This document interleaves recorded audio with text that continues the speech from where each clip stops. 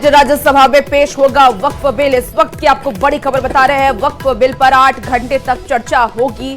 तो आज वक्फ बिल को राज्यसभा में पेश किया जाएगा। सुधांशु त्रिवेदी बृजलाल चर्चा में बोलेंगे और आपको बता दें कि कल लोकसभा में पेश किया गया था, आज राज्यसभा में वक्फ बिल को पेश किया जाएगा। तो बड़ी खबर आपको इस वक्त बता रहे हैं, वक्फ बिल पर 8 घंटे तक चर्चा होगी और सुधांशु त्रिवेदी बृजलाल चर्चा में बोलेंगे। बड़ी खबर आपको वक्फ बिल से जुड़ी हुई बता रहे हैं, कल लोकसभा में इस बिल को पास कर लिया गया और अब आज राज्यसभा में इस बिल पर चर्चा होनी है।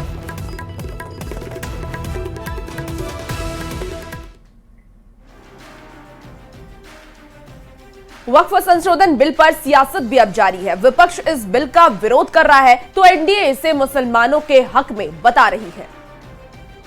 मुस्लिम समाज के भलाई के लिए कानून है।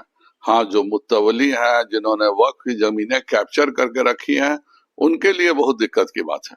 वरना यह इतना अच्छा कानून है। पहले तो एक अफवाह उड़ाई जाती है जो कि मस्जिदें ले ली जाएंगी, ये कर लिया जाएगा, जबकि इस कानून में साफ लिखा हुआ है कि यह कानून भविष्य के लिए, यह पुराने के लिए नहीं है। पुराने जो भी चीजें हैं वह रहेंगी, लेकिन भविष्य में यह नहीं चलेगा। अब कोई खड़ा हो जाता है, कहता है कि पार्लियामेंट वक्फ की जमीन है, कभी कोई कहता है राष्ट्रपति भवन है, जहाँ पे चंद्रशेखर आजाद शहीद हुए थे, अल्फ्रेड पार्क को कोई कह देता है वक्फ की जमीन है, कभी सूरत नगर निगम वक्फ की जमीन हो जाती है। तो ये केवल कह देने से जो जमीन की परंपरा थी यह खत्म हो जाएगी। देखिए, पिछले 70 सालों से जिस एक कानून को बनाकर पूरी तरह से धर्म के आधार पर सरकार की संपत्ति को अर्जित करना, आम गरीब आदमी का संपत्ति को अर्जित करना और इस प्रकार का जो खेल चल रहा था, उस पे अब पूर्ण विराम लगा। मैं तो ये मानता हूं कि इस बिल के माध्यम से माननीय प्रधानमंत्री जी और माननीय गृह मंत्री जी ने देश में लोकतंत्र स्थापित करने का एक रास्ता और दिया। को असीमित पावर दे दिया गया और इतना पावर वक्फ बोर्ड को है कि अगर इस गेस्ट हाउस के सामने 4 दिन नमाज पढ़ेगा तो बोलेगा ये भी जमीन वक्फ बोर्ड का है। इसका सबसे बड़ा उदाहरण ये है कि वक्फ बोर्ड का जिस समय से गठन हुआ था उस समय उसके पास 30,000 एकड़ जमीन था और आज के डेट में 9 लाख एकड़ जमीन है वक्फ बोर्ड के पास। तो इतने जमीन हड़पने का संस्था है, इसका सिर्फ और सिर्फ काम है कि जमीन को हड़पना, जमीन अतिक्रमण करना। वक्फ अमेंडमेंट बिल सदन में पेश हुआ है और इंशाअल्लाह आज बिल जो है सदन के अंदर पास होगा। एनडीए के सभी घटक दल के नेता का शुक्रगुजार है मुस्लिम समाज, गरीब मुस्लिम, पसमानदा मुस्लिम, कि उन्होंने इस वक्फ अमेंडमेंट बिल का साथ दिया। इस बिल के पास होने के बाद सीधे इसका फायदा गरीब मुसलमान, जरूरतमंद मुसलमानों तक पहुंचेगा। एनडीए गठबंधन के द्वारा जो बिल लाया गया है, ये सिर्फ एक धर्म के लोगों को नीचे दिखाने के लिए लाया गया है। जो वक्फ बोर्ड है, ये हम इसका विरोध करते हैं। हमारी पार्टी का फैसला से 1 महीना पहले हुआ है कि लोकसभा में जो सरकार के द्वारा बिल पेश होगा उसकी हमारी पार्टी हम विरोध करते हैं और मुस्लिम संगठन के पक्ष में है। बिहार के डिप्टी सीएम सम्राट चौधरी ने आरजेडी अध्यक्ष लालू प्रसाद का एक 2010 का वीडियो शेयर किया है, जिसमें लालू प्रसाद संसद के अंदर वक्फ को लेकर कड़ा कानून बनाने की मांग कर रहे हैं। लालू प्रसाद का वीडियो की गूंज सियासी गलियारे से लेकर संसद के अंदर तक सुनाई दी।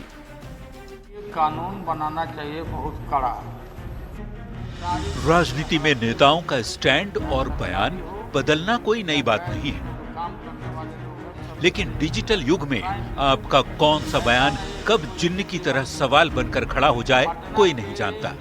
अब देखिए ना, वक्फ पर पूरे देश का सियासी पारा आई है। सड़क से संसद तक बस एक ही चर्चा है, वक्फ, वक्फ और वक्फ। आरजेडी नेता खुलकर वक्फ संशोधन बिल का विरोध कर रहे हैं। या गैर उसमें जो काम करने वाले लोग हैं सब बेच दिया है। इसी बीच संसद में दिया गया लालू प्रसाद का भाषण।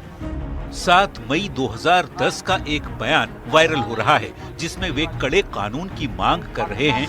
आप भी जरा सुनिए। देखिए, कानून बनाना चाहिए बहुत कड़ा। सारी जमीनें हड़प ली गई है, चाहे सरकारी हो या गैर उसमें जो काम करने वाले लोग हैं सब बेच दिया है। प्राइम लैंड, ऐसा नहीं है कि कोई खेती वाली जमीन है। पटना के डाक बंगला पर जितनी प्रॉपर्टी थी ये सब पर अपार्टमेंट बन गया, सब लोगों ने लूट लाट किया है। आगे से खैर अब तो लाइए इसको पास हम लोग कर देते हैं संशोधन आपका, लेकिन आगे से कड़ाई के साथ जो भी बल्लिया बना रहे हैं। लालू प्रसाद का ये बयान वायरल होते ही सम्राट चौधरी और मांझी ने एक्स पर पोस्ट कर चुटकी ली, तो दूसरी ओर इस बयान की गूंज वक्फ संशोधन बिल पर हो रही चर्चा के दौरान संसद में भी सुनाई दी। रविशंकर प्रसाद और ललन सिंह ने लालू प्रसाद के इस पुराने बयान का जिक्र कर विपक्ष पर निशाना साधा। आज उनका भी वायरल हो रहा है, इसी लोकसभा में उनका दिया हुआ भाषण वायरल हो रहा है, जिन्होंने कहा है कि पूरे डक बंगला चौक को पटना के वक्फ वालों ने कब्जा करके रख लिया है, सख्त कानून बनना चाहिए और उन लोगों को विदा करना चाहिए। तो यही तो आपका है। और उन्होंने कहा था कि पूरा लूट लिया है, पटना में भी लूट लिया है, एकदम वक्फ का कानून होना चाहिए। और सर वो नेता जो थे, जो उन्होंने ये बात कही सर, वो हमारे बिहार के पूर्व मुख्यमंत्री लालू प्रसाद जी थे। तो मेरे पास उनका कोट है, अगर आप कहेंगे तो निकाल के पढ़ दूंगा। वहीं आरजेडी ने लालू प्रसाद के बयान को गलत तरीके से दिखाने का आरोप लगाया है। कड़े कानून की बात की है। उन्होंने स्पष्टता कहा है कि वक्फ की संपत्तियां जो डाक बंगला के इर्द गिर्द है, जो सिया वक्फ बोर्ड की जमीन है, उस पर दूसरे लोग कब्जा कर रहे हैं, उनसे बचाने के लिए कड़े कानून की आवश्यकता है। और उन्होंने वक्फ के अधिकार पे किसी तरह की कटौती की बात नहीं की थी। पूरा विपक्ष मुखर होकर वक्फ संशोधन बिल का विरोध कर रहा है। इसी दौरान वक्फ को लेकर लालू प्रसाद के 15 साल पुराने बयान ने सत्ता पक्ष को बोलने का मौका दे दिया है। साथ में ये कहने का भी कि क्या लालू प्रसाद की मुराद मोदी पूरा कर रहे हैं। हम सब लालू प्रसाद की इच्छा इन्होंने तो पूरी नहीं की, नरेंद्र मोदी जी ने पूरी कर दी। ये लालू जी ने कहा था एक कड़ा कानून लाइए। न्यूज 18 के लिए पटना से रवि एस नारायण के साथ ब्यूरो रिपोर्ट। लोकसभा में वक्फ बिल पर चर्चा के दौरान अखिलेश यादव ने बीजेपी के अध्यक्ष को लेकर के तंज कसा, जिस पर अमित शाह ने करारा जवाब दिया।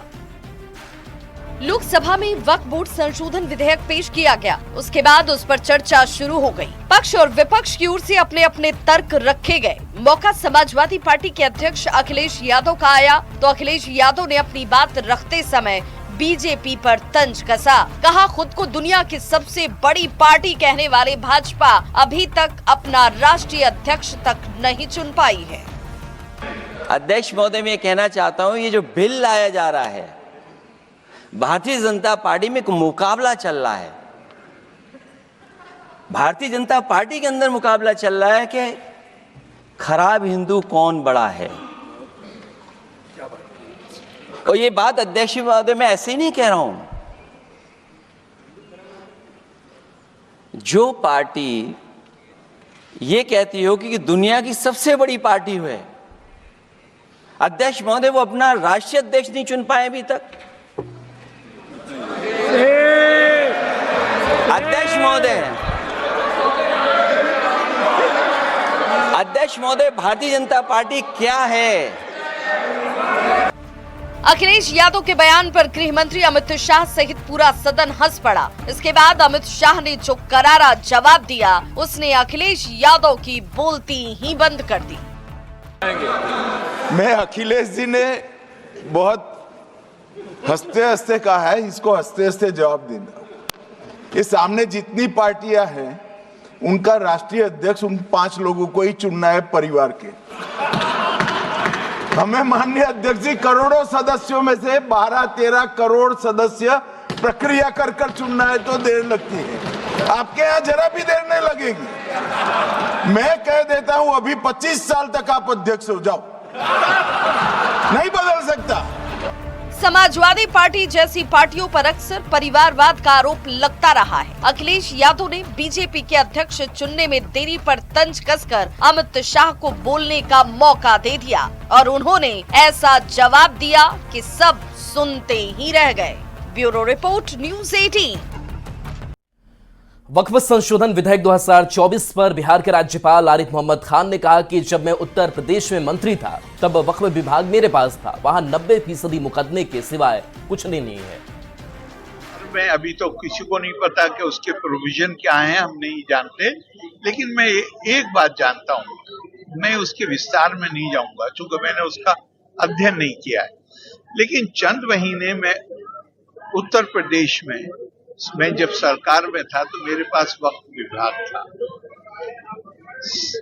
90% सिवाय मुकदमेबाजियों के और कुछ भी नहीं।